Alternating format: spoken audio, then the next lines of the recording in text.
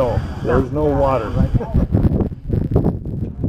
That's just lava. See, when that first blew in 8 years ago, it was a 90-foot hole, but now it's over it's over 700 feet across there now. It keeps caving in and caving in. But one time here last year, in the end of April, beginning of May, it overflowed in that deal there. It flowed clear down to the right of that other crater down there. And so it was just amazing. You should have seen all the people come up here then to see that. But see, we have the big, huge lava reservoir that's below us right here, but it actually travels to the left in the river right here. It goes over to another crater you can't even see from here on. And then it flows another 35 miles down to the ocean, and underneath the ocean at 50 miles. That's all cooled off lava down there.